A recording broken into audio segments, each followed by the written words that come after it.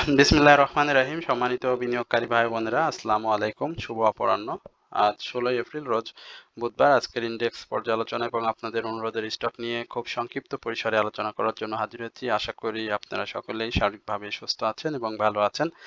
আজকে আমরা মার্কেটের যে ক্লোজিং সেটা দেখতে পাচ্ছি। মার্কেট 26 পয়েন্ট নেগেটিভ দিয়ে 5105 পয়েন্টে আজকে মার্কেট ক্লোজ হয়েছে। মার্কেটের ওপেনটি ছিল 5132 এবং একটা সময় মার্কেট বেশ ভালোই মুভমেন্টে ছিল এবং ডে হাই ক্রিয়েট করে, এই ডে হাই ক্রিয়েটে অনেক সাধারণ বিনিয়োগকারীরা কিন্তু আজকে মার্কেটে বেশ কিছু ট্রেডে অংশগ্রহণ করে এবং পরবর্তীতে আমরা দেখেছি এটা একবারে সাধারণ বিনিয়োগকারীদেরকে মানে বোকা বানিয়ে এই আপট্রেন্ডটা দিয়ে সাধারণ বিনিয়োগকারীরা যে শেয়ারগুলোতে ইনভেস্ট করেছে, পরবর্তী মার্কেট আবারও যে ডে লো, যেটি আপনারা জানেন যে 5105, আজকের লো যেখানে হয়েছে মার্কেট ঠিক সেই একই জায়গায়, অনেকটা একই জায়গায় ক্লোজ হয়েছে।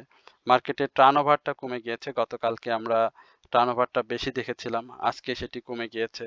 446 কোটি টাকার বিপরীতে 396 কোটি টাকা আজকে লেনদেন হয়েছে। মার্কেটের আপট্রেন্ড স্টকের সংখ্যা আজকে বেড়েছে, এটা সত্য। 121টি স্টক আপট্রেন্ডে ছিল, ডাউন ট্রেন্ডে ছিল 216টি, আনচেঞ্জড অবস্থায় ছিল 64টি।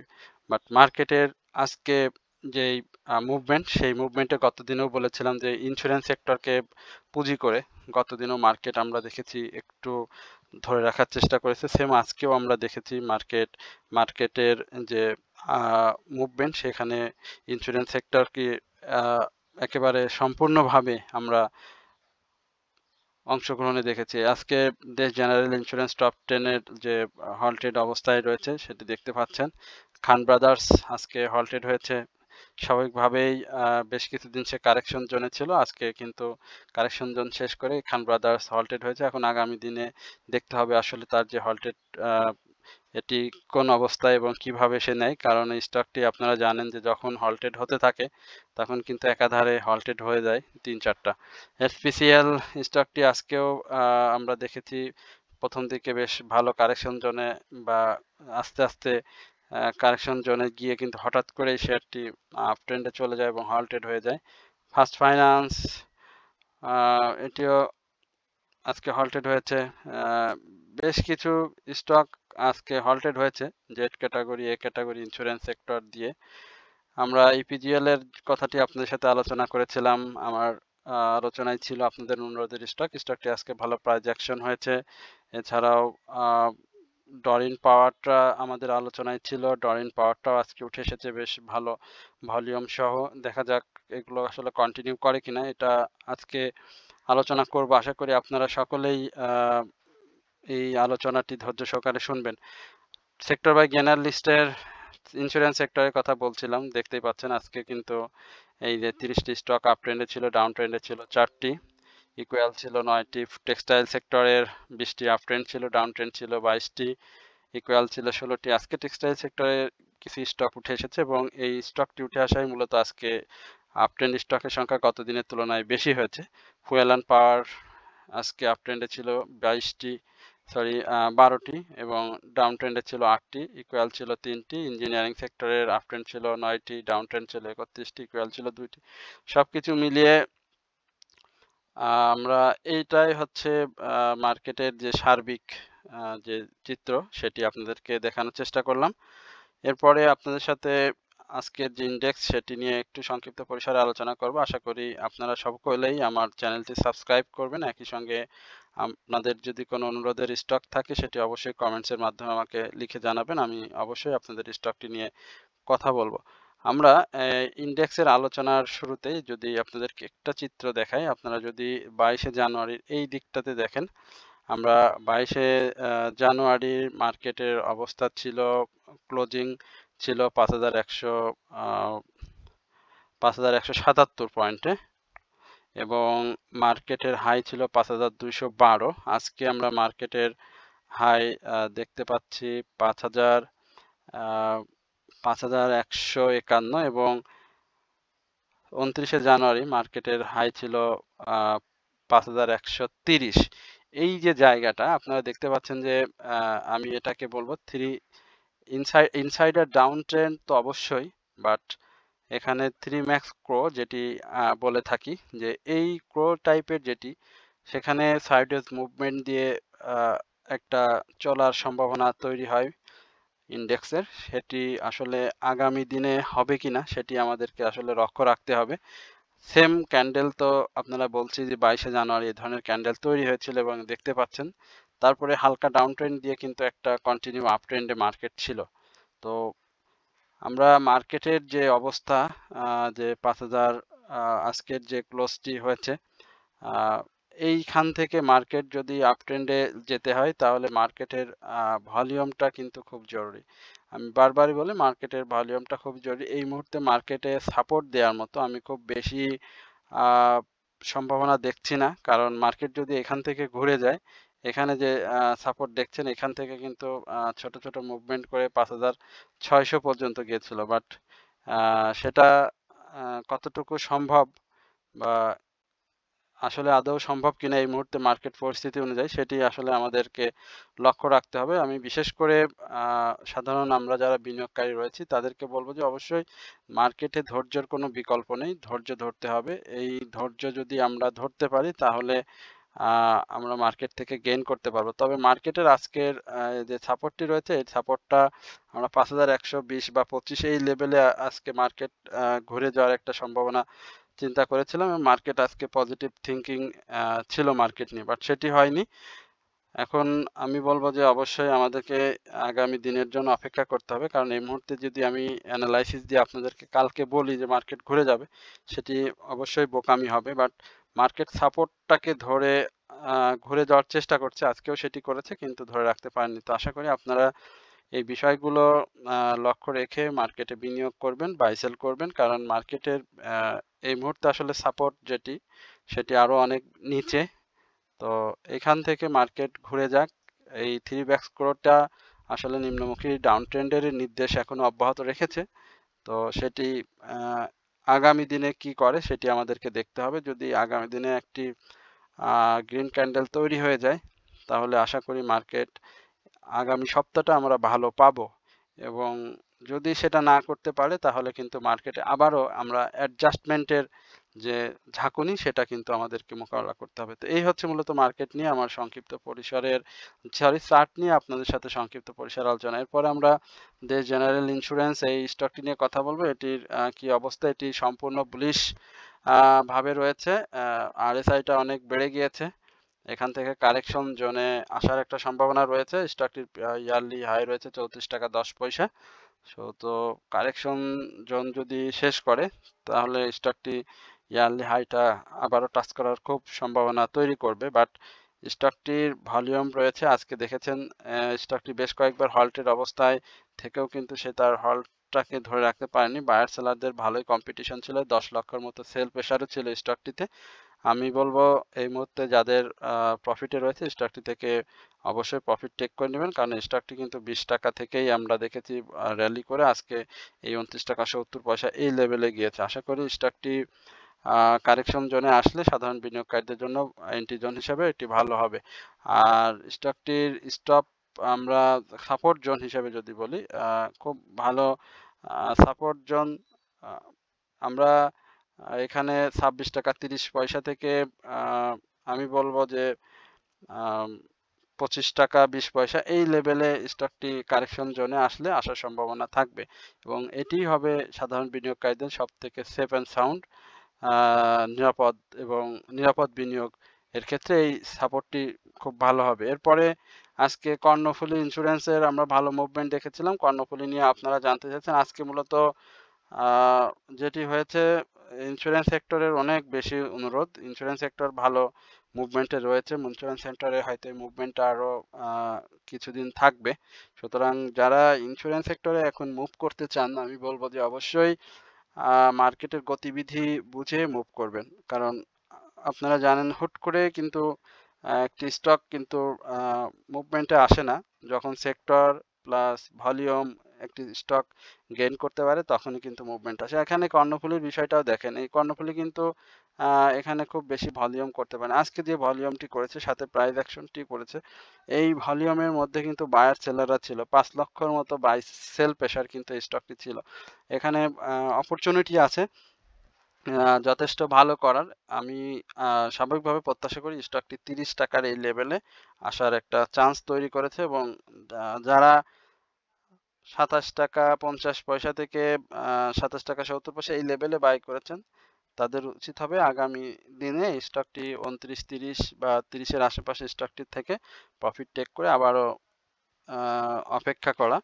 আর আরএসআইটা বাড়ার সুযোগ রয়েছে, তো সেক্ষেত্রে আমি মনে করি যে ৩০ টাকা এই লেভেলে আমরা স্টকটিকে পাবো এবং এই ৩০ টাকার ব্যারিয়ারটা যদি সে খুব ভালোভাবে ভাঙতে পারে, তাহলে তার নেক্সট যে বাধাটা আসবে সেটি হবে ৩১ টাকা ১০ পয়সা। তো আশা করি এই পর্যন্ত আপনারা এই স্টকটি থেকে ভালো প্রফিট টেক করতে পারবেন, যাদের এই স্টকে বিনিয়োগ আছে ২৭ টাকা ৭০ পয়সা থেকে ২৭ টাকা ৫০ পয়সা এই লেভেলে। এরপরে ক্রিস্টাল ইন্স্যুরেন্স, এই স্টকটি নিয়েও আপনারা জানতে চাচ্ছেন। ক্রিস্টাল ইন্স্যুরেন্সের আজকে যে ইন্স্যুরেন্স সেক্টরে যে মুভমেন্ট ছিল, সেখানে ক্রিস্টাল ইন্স্যুরেন্স আমরা দেখতে পাচ্ছি ডাউন ট্রেন্ড, আপ ট্রেন্ডে ছিল একটা সময় এবং প্রাইস অ্যাকশন করেছিল। আমরা দেখতে পাচ্ছি যে এখানে সে ৪৫ টাকা ৭০ পয়সা এই লেভেলে স্টকটি প্রাইস অ্যাকশন করেছিল, বাট তার প্রাইসটাকে ধরে রাখতে পারেনি। শেয়ারটিতে সেল সিগন্যাল রয়েছে, আরএসআইটাও অনেক ডাউন ট্রেন্ডে রয়েছে। স্টকটি ভলিউমটা পেয়েছে গত কয়েকদিনের তুলনায় আজকে বেশ ভালো ভলিউম গেইন করেছে স্টকটি এবং বায়ার সেলারদের ভালোই কম্পিটিশন ছিল। স্টকটি সাধারণ বিনিয়োগকারীদের ভালো ক্যাশ ডিভিডেন্ড দিয়েছে, ১২% ক্যাশ ডিভিডেন্ড দিয়েছে। এর আগেও আমরা দেখেছি স্টকটি ৬২ টাকা ৭৬ টাকা বিভিন্ন প্রাইজে বাই সেল হয়েছে। এখন একটা কারেকশন জোন আমরা দেখতে পাচ্ছি স্টকটির। সেই কারেকশন জোনটা আশা করি খুব দ্রুতই সে শেষ করে ফেলবে এবং অনেকটা শেষের দিকেই আমি বলবো এবং আগামী দিনে হয়তো এখান থেকে স্টকটি ঘুরে যাবে এবং ৪৮ টাকা থেকে ৫০ টাকা এই লেভেলটা স্টকটির জন্য খুব ভালো একটা জোন, যেখানে যদি সে ভলিউম সহ ব্রেকআউট দিতে পারে তাহলে আবারও ৫৩-৫৪ টাকা এই লেভেলে স্টকটি আমরা পাবো, বাট আগে ৫০ টাকা এবং ৪৮ টাকার এই বাধাটি তাকে সাকসেসফুলি ব্রেকআউট করতে হবে। এই হচ্ছে, আর সবকিছুতেই এখন পর্যন্ত সেল সিগন্যাল রয়েছে এই ক্রিস্টাল ইন্স্যুরেন্সের। এরপরে আপনাদের আরেকটি অনুরোধের স্টক টেক্সটাইল সেক্টরে, সেটি আমরা দেখি একটু ম্যাক্সন স্পিনিং। ম্যাক্সন স্পিনিং খুব সুন্দর একটি ক্যান্ডেল করেছে। ম্যাক্সন আজকে প্রাইস অ্যাকশন করেছে, জেড ক্যাটাগরির একটি স্টক। আপনারা জানেন যে স্টকটির পাবলিক হোল্ডিং অনেক বেশি, প্রায় ১৫.৫ কোটি শেয়ার রয়েছে স্টকটির। ডাউন ট্রেন্ডে ছিল অনেক, কারেকশন জোন শেষ করেছে তো অবশ্যই, বাট সেল সিগনালে রয়েছে। আরএসআইটা আপ ট্রেন্ডে রয়েছে। এর আগেও স্টকটি এ ধরনের ২০ পয়সা ১০ পয়সা করে মুভমেন্টে যায়, যে আবারও কারেকশনে আসে। আজকে কিন্তু ভলিউমটা একেবারেই নাই, গতদিনে যে ভলিউম ছিল আজকে কিন্তু সেই ভলিউম নাই। এ ধরনের স্টকে ভলিউম গেইন করা খুবই জরুরি, যেহেতু জেড ক্যাটাগরির স্টক আপনারা জানেন। তো ভলিউম গেইন না করলে প্রাইস অ্যাকশনে আমরা বলবো এটি সাস্টেনেবল হবে না। অবশ্যই ৭ টাকা ৭.৫ টাকা এই লেভেলে আগে একটা ক্লোজ দিক এবং আগামী দিনে আগামীকালকে দেখা যাক যে তার যে ২০ পয়সার আপ ট্রেন্ড সেটি আবারও সে কারেকশন জোনে আসে কিনা। সুতরাং এখানে এন্ট্রি জোন নেওয়া, এন্ট্রি হিসাবে এই স্টকটি কেউ কল্পনা করেন না। এরপরে আপনাদের আরেকটি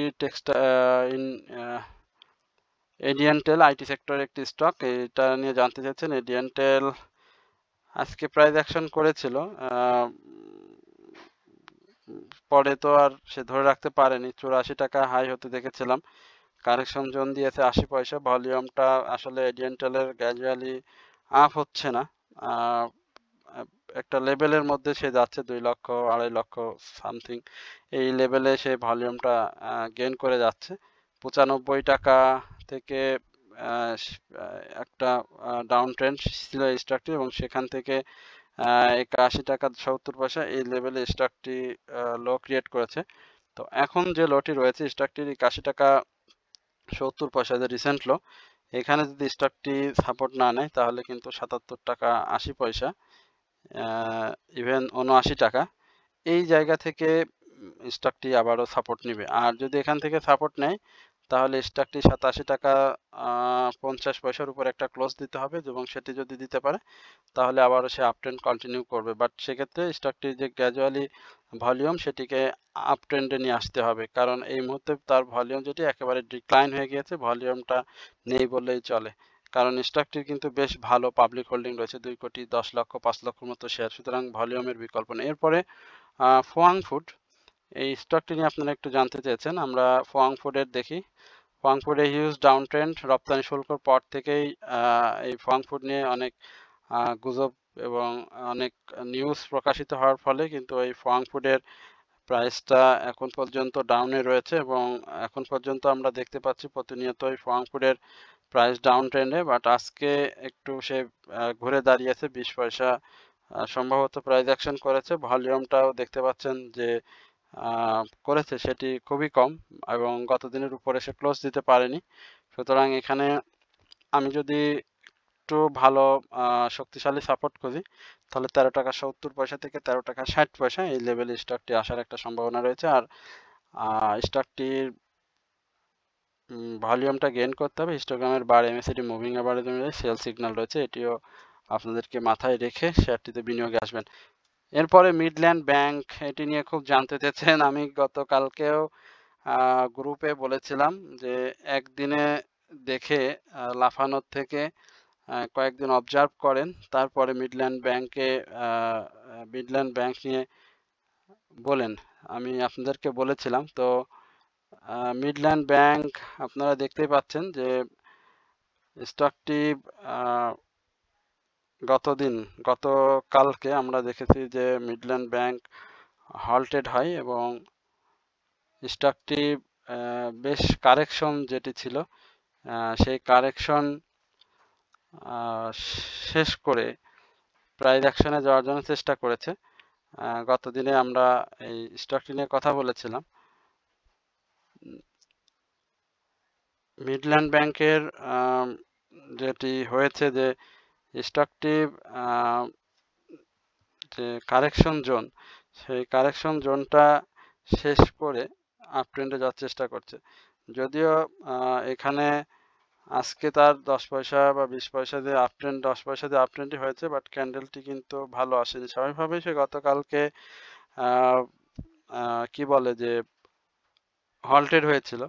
তো এখানে আমি বলবো যে মিডল্যান্ড ব্যাংক যাদের রয়েছে তাদেরকে একটু অপেক্ষা করার জন্য, কারণ মিডল্যান্ড ব্যাংকের এই মুভমেন্টটা আসলে কন্টিনিউয়াসলি সে করতে পারে কিনা বা ভলিউমটা গেইন করতে পারে না, সেই দিকে লক্ষ্য রেখে তারপরে আপনারা মিডল্যান্ড ব্যাংকে বিনিয়োগে আসবেন। এটাই হচ্ছে মূলত আমার আপনাদেরকে জানানোর ইচ্ছা। মিডল্যান্ড ব্যাংক নিয়ে খুব বেশি আলোচনা আসলে নাই। এরপরে বি ফ্যাচারি পরিদর্শন রিপোর্ট পরেও সাধারণ বিনিয়োগকারীদেরকে বুক চিতিয়ে একটা আভাস দেওয়ার চেষ্টা করেছে যে আমাদের সবকিছু ঠিক আছে, কোনো টেনশন নাই, আপনারা বিনিয়োগে আসেন। কিন্তু আবার আজকে সে বলতেছে যে আমার অস্তিত্ব নিয়ে টান পারাপারি, আমার এই মুহূর্তে ডাউন ট্রেন্ডে যেতে হবে, এবং সে চলে এসেছে। আপনারা দেখতে পাচ্ছেন অলরেডি আমি বিশেষারি নিয়ে অনেকবার কথা বলেছি আপনাদের সাথে, অনেকবার অনেক ধরনের সতর্কতা অবলম্বনের জন্য বলেছিলাম। সেটি যারা শুনেছেন তাদের জন্য খুবই ভালো। স্টকটি যদি ৯২ টাকার এই সাপোর্ট যদি না রেসপেক্ট করে তাহলে এইখানে যারা বিনিয়োগে আছেন তাদের কপালে দুঃখ থাকবে, এবং সেটি আবারও ৮০ থেকে ৮২ টাকা এই লেভেলে চলে আসবে। স্টকটি এই মুহূর্তে সেল সিগন্যাল রয়েছে।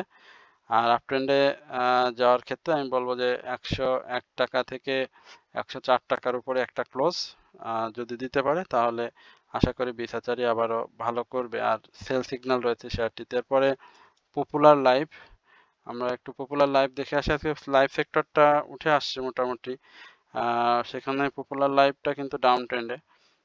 পপুলার লাইফের আপ ট্রেন্ডটা তো হয়েছিল down trend, up trend, down trend, up trend, down trend, এবার হচ্ছে তার আপ ট্রেন্ডের পালা। বাট এখানে একটা সাপোর্ট লাগবে, এবং সেই সাপোর্টটা আমরা ৪৯ টাকা ৮০ পয়সা এই লেভেল এই জায়গায় দেখতে পাচ্ছি স্টকটির। তো সে যদি রেসপেক্ট করে বা এখানে আসে তাহলে 49 টাকা 70 থেকে 80 পয়সা এই লেভেলে সাপোর্ট নিয়ে স্টকটি আবারও 1-2 টাকা গ্যাপ দিয়ে 52 টাকার উপরে ক্লোজ দিলে আবারও রান করবে এবং সেক্ষেত্রে তার 53 টাকা 80 পয়সার যে রিসেন্ট হাই রয়েছে সেখানে সে চলে যাবে। স্টকটিতে নতুন করে সেল সিগন্যাল এসেছে, এইটাও মাথায় রেখে বাই করবেন, বাই সেল করবেন। এরপরে আইটি সেক্টর আরেকটি স্টক বিডিকম, এই স্টকটি নিয়ে আপনারা জানতে চাচ্ছেন, আমরা একটু বিডিকমের কি অবস্থা একটু দেখে আসি। বিডিকম আজকে ভলিউম করেছে বাট ক্যান্ডেল প্যাটার্ন ভালো আসেনি, সাস্টেনেবল হবে না। স্বাভাবিকভাবেই আবারও 24 টাকা 60 পয়সা থেকে 24 টাকা 30 পয়সা এই লেভেলে একটি সাপোর্ট খুঁজবে। তো দেখা যাক সেই সাপোর্টে আসে কিনা। এবং গত দিনে যে 25 টাকা 20 পয়সা হাই ছিল 10 পয়সা, সে তার উপরে ক্লোজ দিয়ে স্বাভাবিকভাবে একটা আপ ট্রেন্ডে যাওয়ার চেষ্টা করছে, বাট আমার কাছে মনে হয়েছে যে এই আপ ট্রেন্ডটা সাস্টেনেবল হবে না এই আর কি। তো যাদের কাছে রয়েছে তারা অবশ্যই স্টকটির মানে তার যে ব্যাপ্তি, তার যে মুভমেন্টের শক্তিমত্তা, সেইগুলো একটু বিবেচনা করে এন্ট্রি নিয়েন, কারণ এই মুহূর্তে আইটি সেক্টর কিন্তু খুব স্লো পজিশনে রয়েছে। এই হচ্ছে শুধু আইটি সেক্টর না, সব সেক্টরই, নট অনলি আইটি সেক্টর। তো আশা করি আপনারা সকলেই ধৈর্য সহকারে আজকের এই আলোচনাটা শুনেছেন। একই সঙ্গে আপনাদের সবাইকে বিনীতভাবে অনুরোধ করব, অবশ্যই আপনারা আমার চ্যানেলটি সাবস্ক্রাইব করবেন এবং আপনাদের যদি কোনো অনুরোধের স্টক থাকে সেটি অবশ্যই আপনারা কমেন্টসের মাধ্যমে আমাকে জানাবেন। তো সকলেই, আমি সেটি নিয়ে অবশ্যই আপনার সাথে আলোচনা করব। সকলেই ভালো থাকবেন, সুস্থ থাকবেন, এই প্রত্যাশায় আজকের আলোচনা এখানে শেষ করছি। আসসালামু আলাইকুম ওয়া রাহমাতুল্লাহি ওয়া বারাকাতুহু।